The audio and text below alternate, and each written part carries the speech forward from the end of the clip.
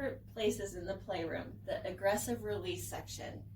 This is a place for the kids to release big emotions that they can't normally do in other settings in their lives, like at school or at home or with friends.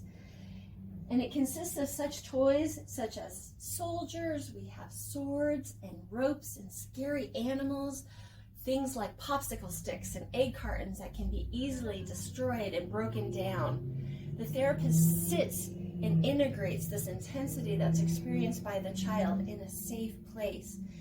This safe and contained place allows for the child to explore their feelings, memories they might be having, and big body sensations. It's one of my favorite parts of the room.